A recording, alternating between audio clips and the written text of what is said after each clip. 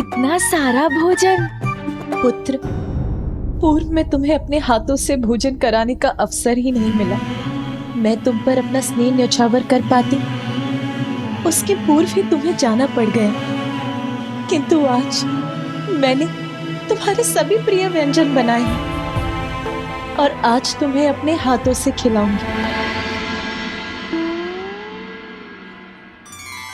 पुत्र कार्तिकेय, मुझे कुछ आवश्यक कार्य करने हैं। उस समय में तुम अपने अनुज गजानन का ध्यान रखना। मुझे क्षमा कर दीजिए माँ। मैं तो यही मान बैठा था कि आपका ध्यान केवल गजानन पर ही केंद्रित है, किंतु मैं तो ये कल्पना भी नहीं कर पाया कि आप इस समय यही थी, इस रसोई में मेरे लिए ये भांति भांति के व्यंजनों का भोज तैयार कर रही थी। कोई बात नहीं पुत्र, मुझे तनिक भी बुरा नहीं लगा, किंतु अब और बातें नहीं। आओ अब भोजन करो। मुझे तो माँ ने भोजन के लिए कहा ही नहीं।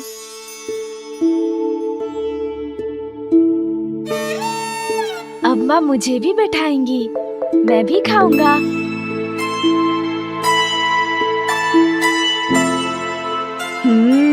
अवश्य ये भोजन मेरे लिए होगा। पुनः भैया को ही दे दिया। माँ कब कहेंगी मुझे भोजन के लिए? मैं तो कब से खड़ा हूँ, फिर भी माँ मुझे पूछ ही नहीं रही।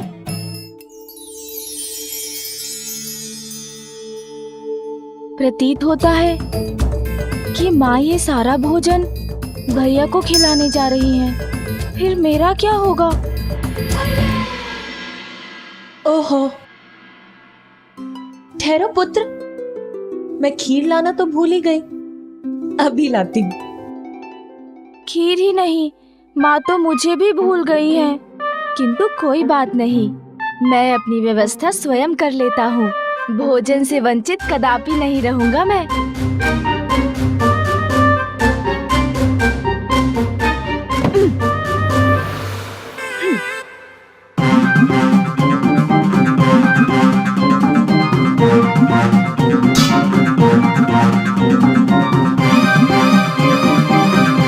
भैया, अब मैं भी आपके साथ भोजन करूंगा।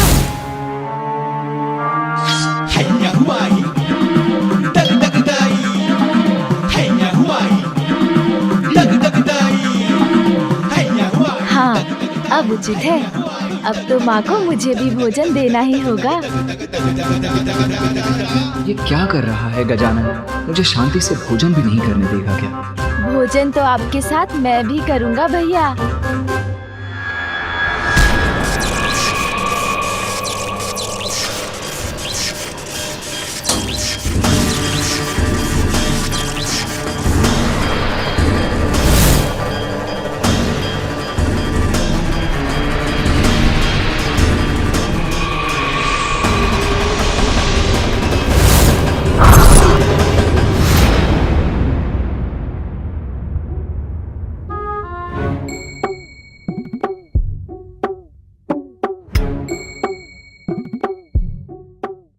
पुत्र, तुम ये थाल लेकर क्यों बैठ गए यहाँ? माँ, जैसे भैया भोजन करेंगे मैं भी तो करूँगा। ये सभी व्यंजन मुझे भी तो बहुत भाएंगे। हम दोनों भ्राता मिलकर भोजन करेंगे, कितना आनंद आएगा ना? नहीं पुत्र, तुम इस भोजन में से कुछ भी ग्रहण नहीं कर सकते। अभी तुम्हारा अन्नप्राशन संस्कार नहीं हुआ है। किंतु माँ, मुझे भी बहुत भूख लगी है।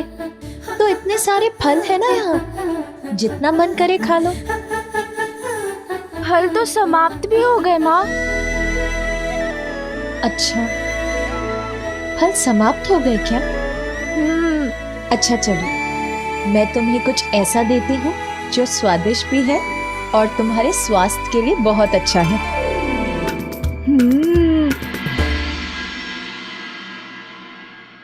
देखा भैया, माँ ने मात्र आपके लिए विशेष भोजन तैयार नहीं किया है, उन्होंने तो मेरे लिए भी कुछ बनाया है, स्वादिष्ट, जिसे केवल मैं ही खाऊंगा।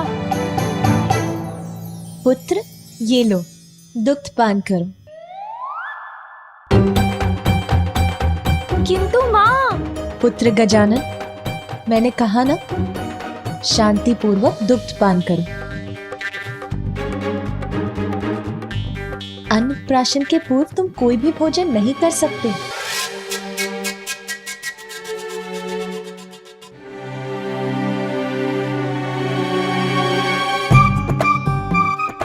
कोई मुझसे स्नेह नहीं करता, सभी मात्र बड़े भैया से स्नेह करते हैं।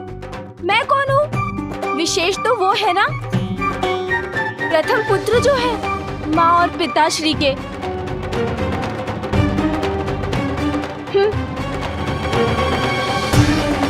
अरे पुत्र, माँ, वो दुखी हो रहा है, मैं उसे मना लाता हूँ। नहीं पुत्र, बैठो।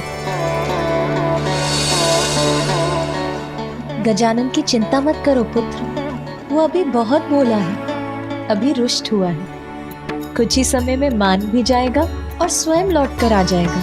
तुम भोजन लो।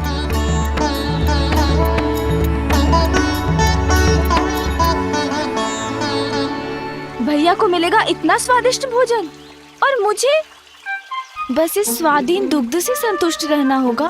भैया खाए पकवान और मैं करूं दुग्ध पान।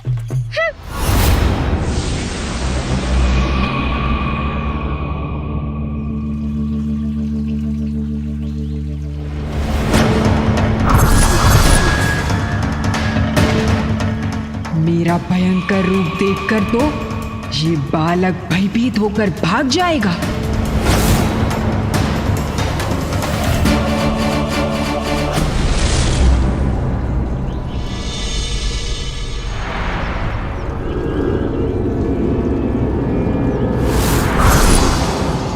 गजमुख बालक, तुम्हारे अपने ही तुम्हारी मृत्यु का कारण बनेंगे।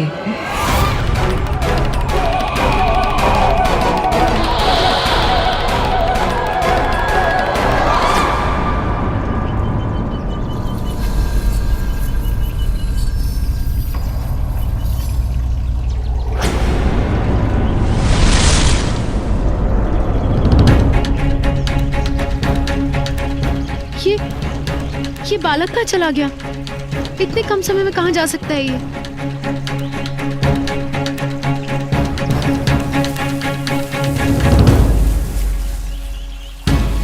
अच्छा, स्वयं को बहुत चतुर समझता है। इस शिला के पीछे ही होगा, वहीं से आई थी ये ध्वनि।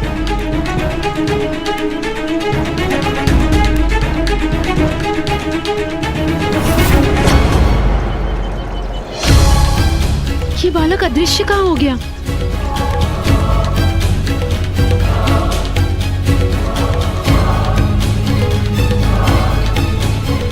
कहाँ चला गया ये बालक?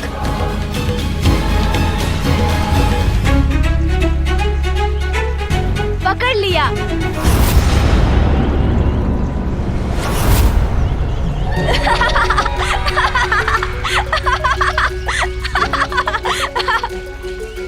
पकड़ लिया अर्थात मुझे ज्ञात है, माँ ने आपको भेजा है मुझे ढूंढने के लिए, किंतु मैं आपके साथ नहीं चलने वाला मौसी।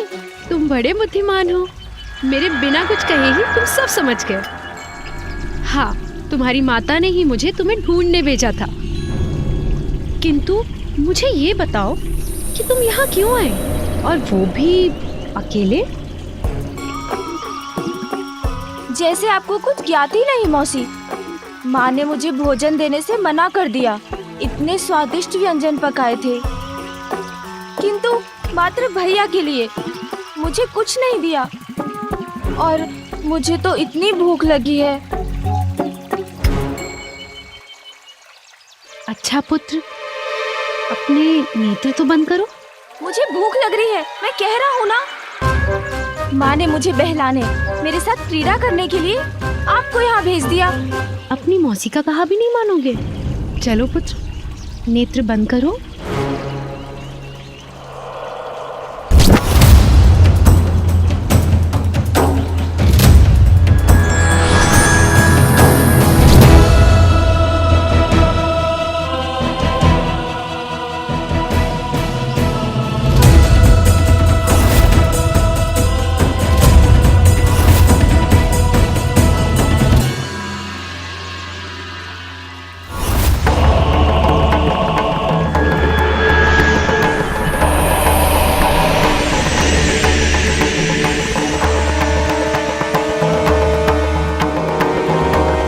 अब अपने नेत्र खोलो पुत्र।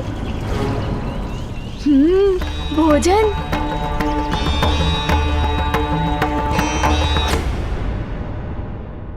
खाओ पुत्र, ये लो।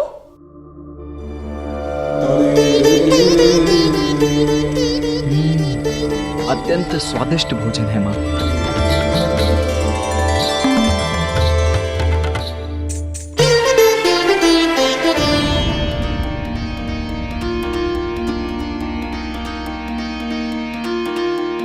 पार्वती के मन में उमड़ी ममता,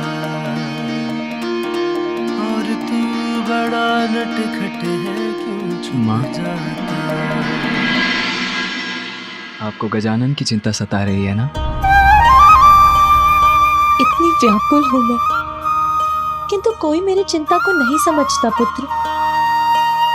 जन्म से ही गजानन के जीवन पर बार बार संकट आते रहे हैं। हम सब हैं यहाँ उसकी रक्षा के लिए, किंतु मैं उसे आत्मनिर्भर बनाना चाहती हूँ। उसे इतना ज्ञान, ऐसी विद्या देना चाहती हूँ जिसकी सहायता से वो स्वयं किसी भी संकट का सामना करने में सक्षम रहे।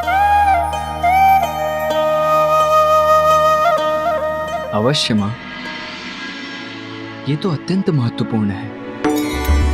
और अब मैं यहाँ हूँ तो मैं भी इसमें आपकी सहायता करूँगा।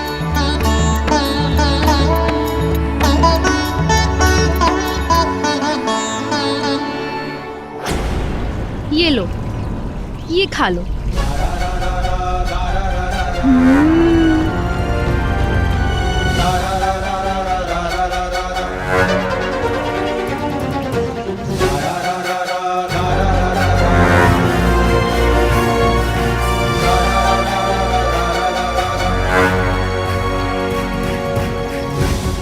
तुम इस भोजन में से कुछ भी ग्रहण नहीं कर सकते। अभी तुम्हारा अन्नप्राशन संस्कार नहीं हुआ है। माँ ने मना किया है, फिर ये कैसे खा सकता हूँ मैं? अनुचित है ये क्या कर रही हैं आप? क्या इसे ज्ञात हो गया है कि मैंने इसके भोजन में विष घोल दिया है? आपका दिया हुआ ये भोजन कदापि नहीं खा सकता मैं, और कारण तो आपको भी ज्ञात है। मेरा अन्नप्राशन संस्कार अभी नहीं हुआ है। मैं तो मात्र अभी इस दुग्ध का पान कर सकता हूँ जो मुझे मेरी माँ ने दिया है। मैं तो मात्र अभी इस दुग्ध का पान कर सकता हूँ जो मुझे मेरी माँ ने दिया है, किंतु मुझे तो दुग्ध तनिक भी नहीं भाता। बस इतनी सी बात। पुत्र, वैसे दुग्ध पीना तुम्हारी जया मासी को भी पसंद नहीं है, परंतु मेरे पास कुछ ऐसा है जिसे दुग्ध में मिला दो तो दुग्ध बड़ा ही मीठा और स्वादिष्ट हो जाता है। फिर इसे पीने में बड़ा ही आनंद आता है। मीठा और स्वादिष्ट? तो तुम ऐसे मीठे और स्वादिष्ट दुग्ध का पान करना चाहोगे पुत्र? हाँ।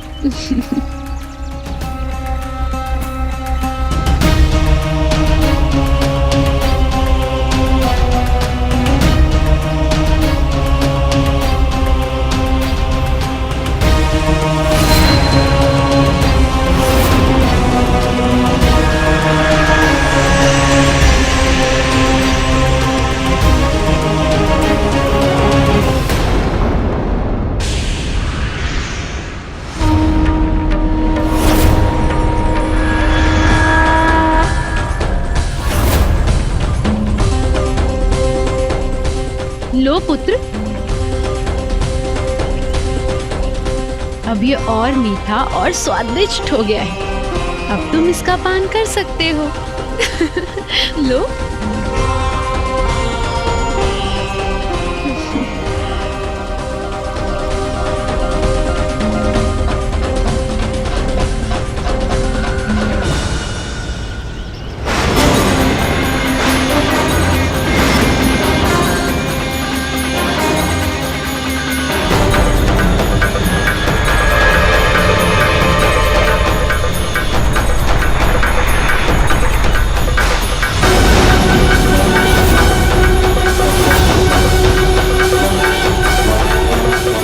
जिह्वा करे प्रहार तो अवश्य होगा संहार। दुग्ध नहीं, अपनी मृत्यु का ही पान कर रहे हो तुम बालक।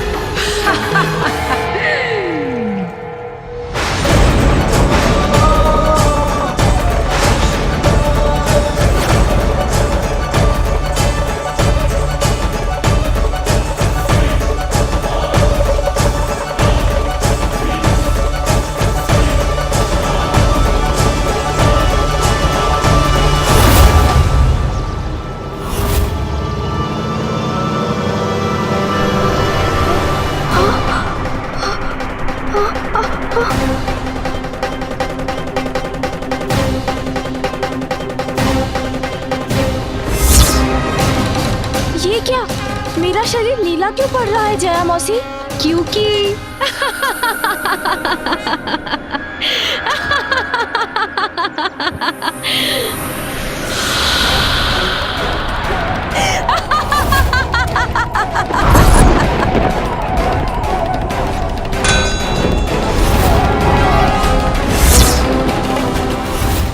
कालकूट हलाहल विष का ग्रहण किया है तुमने मूर्ख बालक। अब तुम्हारी रक्षा मुझसे कोई नहीं कर सकता। जिह्वा करे प्रहार तो होता है संहार।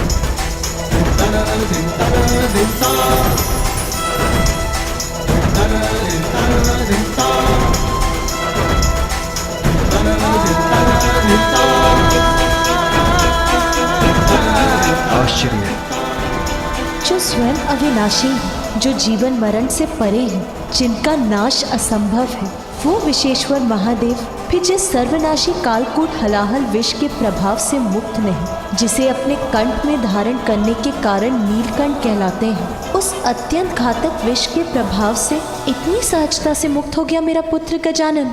आश्चर्य। असफल नहीं होगा जिह्वा का प्रहार बालक, अवश्य होगा तुम्हारा संहार। पुनः करूंगी मैं अपने विष का प्रहार।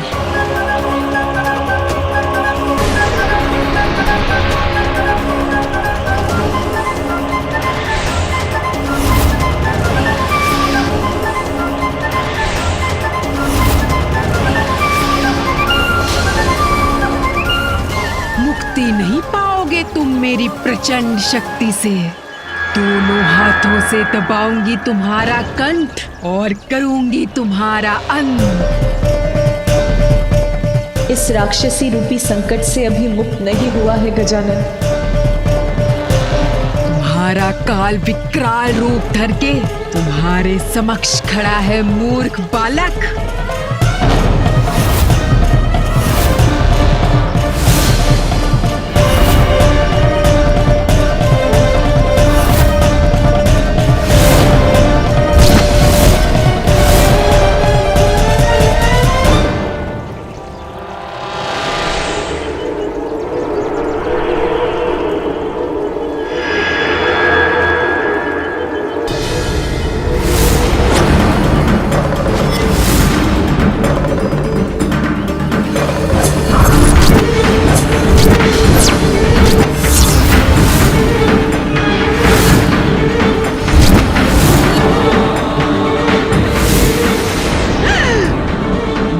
काल का त्रिशूल।